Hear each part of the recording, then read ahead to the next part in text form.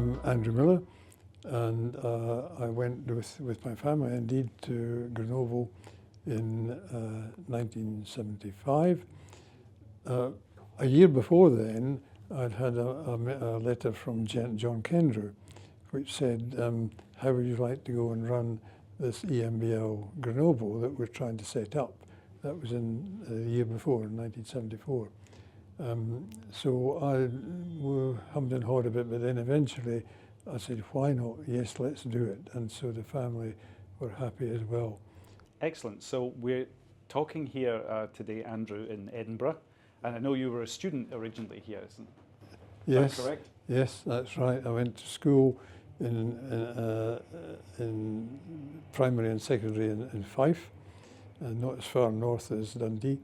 But and then came to university in Edinburgh, did first degree in chemistry, and then there was a guy who taught us, was a physicist, taught us a lot about X-ray crystallography, and I thought that's me. So I did a PhD, and yeah, I was trying to solve the crystal structure of inositol. So your background training was in physics or in chemistry? Or So my first degree was in chemistry, but I was taught by a physicist. So I did crystallography, and that really is what gave me a future. Yes, and then after you graduated, you moved to Australia, I understand. Ah, yes, but no, that's right. So I was doing my PhD. And after a couple of years, the professor, Tom Cottrell, I don't know if you knew about him, but he was a brilliant chemist, had just taken up a new chair. And he came and said to me, look, what do you want? What about an assistant lectureship? You know, so I got this job for 3 years. But I'd finished my PhD, really. So they used to always put up notices near the professors' doors. I used to go and read them. And this was Bruce Fraser working in CSIRO, Australia. I mean, it was just too good to I applied for it, but apparently they got other applications, but they wanted a crystallographer. Now, Bruce Fraser is always described on television as an Australian, but he wasn't. I mean, he was English. He had a postdoctoral job himself in England, in London, King's College in London, working all the time with Rosalind Franklin, the others that he knew very well, and the other lot too. He was in King's College. The others were in Cambridge, of course, was the famous pair, Crick and Watson. But he knew these people backwards, and before the Crick and Watson put the paper forward with the DNA, Bruce had devised a structure for DNA as triple helix and not single helix. And of course, he never even got it into print, but Watson and Crick read it and said this was really interesting, and it's in the 1953 paper, mentioning Bruce. So I was so lucky to go out there and get a person like him. He was just brilliant. He was not only a brilliant scientist, he was doing very good projects that I was allowed to take part in. And he was kind. He wasn't want to hurt you. He would sit down and say, "Oh, so you could do that? Oh, right, you do that." So from an early stage, it was an example of you experiencing science at an international level also. Absolutely. Yes, right. And appreciating the international dimension of research. Yep. And was that also your introduction, Andrew, to protein biochemistry? Yeah, I guess it was, because inositol was not the protein. So I had to start and do all that, yeah. And when you came back from Australia, you first went to the Laboratory of Molecular Biology in Cambridge with I did. Bruce, is that correct? Yes, that's right. Yeah, what happened there was I think I wrote to Edinburgh and said, look, you know, I'm going to be nearly 30 and could do with a lectureship. And so they wrote back and said, we'd love to have you here, but no, we don't have one right at the moment. Why don't you do another postdoc? And I thought, to pop with this. So I just thought the best in the world is Max, whom we knew. And so wrote to him, and he got a letter back saying, yes, come. Now, I therefore got into the lab there, but you might wonder why. I don't know if that's known to you or not, but Ken, did you know Ken Holmes? Yes. Yeah. So Ken is the one who was in the lab at the time. He is the one who read these letters like what I wrote, you know, what about a job, please, to Max. And he advised Max to take me because we'd started using computers much more than it was even in the UK at that time. Ken said at the beginning, I hope have you seen all this? He said to me at the beginning when he was showing me around, so on, said, I've been here for several years, and but I've now got an offer of 2 jobs, and one is to go to Heidelberg and work with, go there, and set up biophysics in Heidelberg, and the other would be to join this new lab that David Phillips was starting. David Phillips was a crystallographer who solved the first protein structure. He never got much for it, but he should have got, I mean, to me, he should have had a Nobel Prize because, you know, the Crick and Watson and all that lot got the Nobel, and she should have, because he was the first protein. And so you then moved from Oxford to work at this new laboratory in Grenoble, one of the first outstations at the time from the EMBL organisation. Why Grenoble? Why was Grenoble chosen? Because in Grenoble there was the strongest neutron beams in Europe and probably the world. The ILL, Institut Lavillagement, was set up, and there was a man in Oxford. I was a lecturer in Oxford, and another chap called John White, who was a lecturer in Oxford.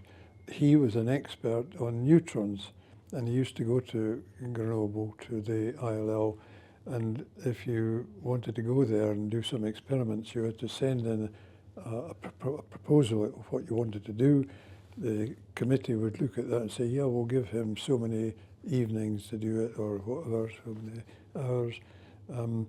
And John White was quite powerful because, and I knew that because I knew he was going to be the boss of ILL.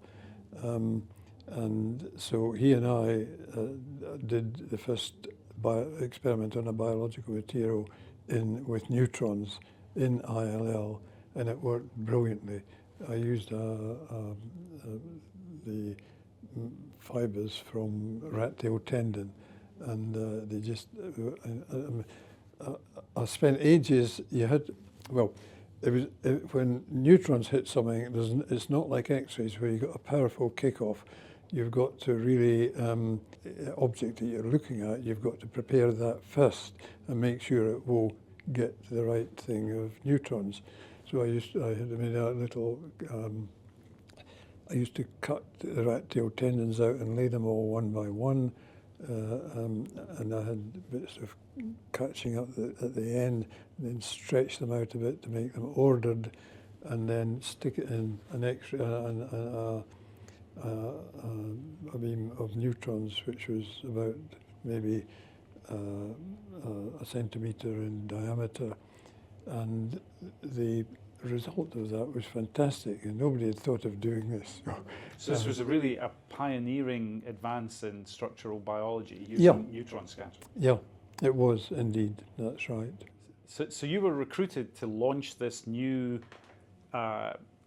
laboratory for EMBL at Grenoble to help build up this new area of structural biology. What was it like arriving and starting from scratch? The reactor was outside CERN, which was the French lab. They had scores of labs, a huge area, in CENG. And we wondered how we'd get close enough to be useful. What they did, the French did, was they had it was maybe about 100 metres or less than 100 metres from our lab to the reactor. And so they gave us permission to make a gate, and that worked very well. Now, the lab itself, it could not have been more, I don't know how to put it. It was all metal, everything. There was no wood. I mean, it was all iron. The furniture, everything was not being used, hadn't been used for ages. It needed to be dusting. So it was quite tricky then. And it was just Rosemary and I that went in. And there was nobody else, so we had to start appointing people, you know, trying to do something to the lab. So Bernard Bach was given the job by John Kendrew to be top of the administration, to run the administration. And he said, look, he said to Rosemary, you know, what you've been doing, why don't you just do this for us? We need somebody who is multilingual. And Rosemary said, well, I'm not multilingual. It doesn't matter. Just get the stuff you need to set an office going. Yeah. And Rosemary goes over to ILL, and they were a huge help to her. And but then the agreement had been they would look for a multilingual person, and Erica Heil was appointed, and she was excellent. So that's the kind of way that things slowly moved forward. And what was your relationship like with the central laboratories in Heidelberg and with John Kendrew? Were you regularly visiting? Were you trying to integrate what you were doing with the Heidelberg campus? Probably what you've just said, the answer would be no, but John Kendrew was fantastic. I mean, he used to call me up at least every month or two, and I had to get out of the train up. It was wonderful going to Switzerland and all the rest of it. And he would have it, you know, that he wanted to see me at 10 o'clock on such and such a day, and I'd get into his office and sit there, and he had questions, and I had questions, and he, I mean, he was excellent in the way that if you asked him something that he thought was unreasonable, he would tell you it would, no, we can't do that. But if you asked him something and he knew that you needed that, you went, and then what would then happen? I went back to Grenoble. A letter would come from John saying, we talked about these 6 things, these were positive, this one was negative. I mean, it was a wonderful way. He just then left you to it. I had the highest possible regard for him as a boss. Grenoble, you launched things there, you started off the lab, you got it going. This was, again, a very exciting time for structural biology. We're now celebrating 50 years yes, that's amazing. of the Grenoble laboratories. What are some of the highlights of the research from the time you were there till the present day? To me, the most best thing about the outstation is that it was able to adapt itself to support X-ray people in the ESRF and the European synchrotron, and continue, of course, with the neutrons. I mean, neutrons didn't turn out to be so wonderfully powerful as one might guess, because I mean, the X-rays went ahead fast.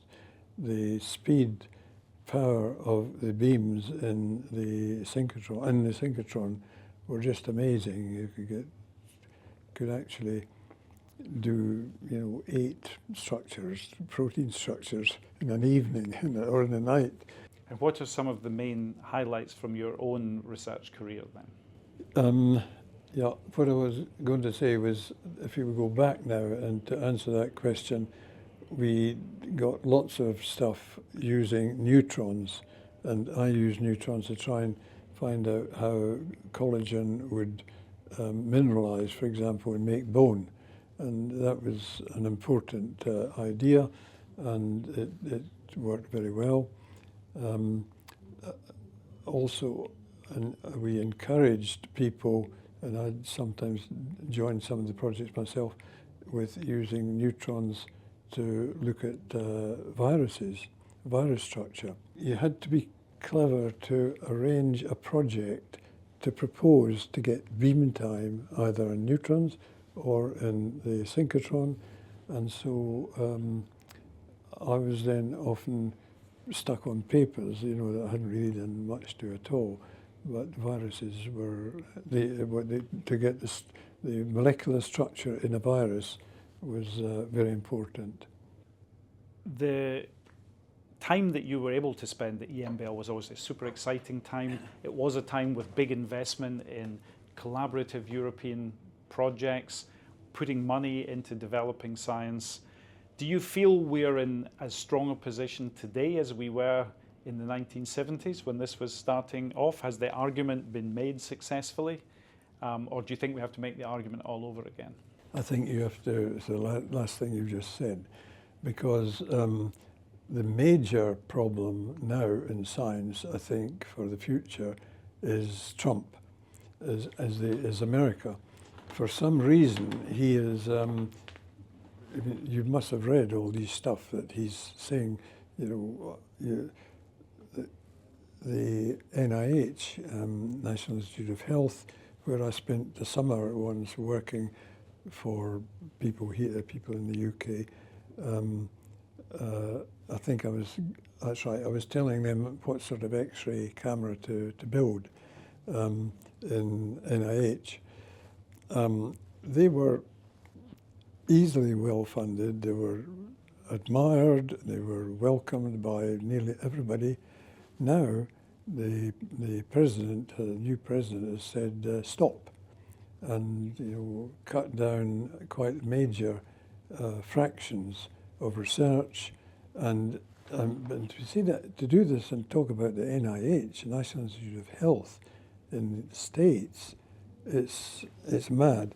So at the moment, I'm still worried about that very much. I think that is a big concern for many people in the research community, and I heard it put rather succinctly recently that the problem for researchers is they don't have support in either the parliament or in the pubs. In other words, most of the politicians and people in leadership positions who decide ultimately what taxpayers' money is invested into don't have a scientific background and perhaps don't immediately value or see the value in this, or feel that it will give them short-term wins in popularity contests in elections. And the other side of that is the pressure coming from the grassroots, from the ordinary person who's also not a scientist, or perhaps never trained, to say, you must be investing more into science. And that connection between having a vibrant, progressive research portfolio of activities, which takes money, leading to the spin-offs that are of commercial benefit and health benefits in the future. I'm not sure if those connections are always clear. I'm just interested whether you have any experience you can share about meeting with politicians or people making these decisions and how you convince them to put money into research. Yes, what you just said, I think it is really, really important, and that scientists, researchers shouldn't think that they can just keep their eye on the lab or on the bench, but you've got to make sure that you get a proper impression outside.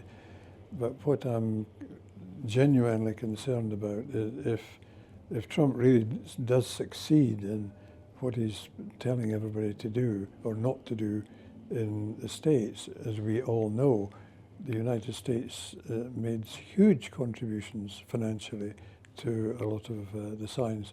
I mean, a good thing about ESRF and EMBL is that they do welcome countries and tell the countries that we're making you more interesting, more powerful, more sensible, if you can join us.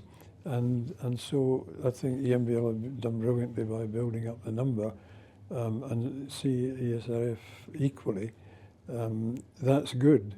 You and I think, both share very much appreciation of the international value of science, whether that's an American scientist, as so many wonderful American scientists have come to Europe and contributed, or a Scotsman like yourself who went and started an international laboratory in Grenoble in France.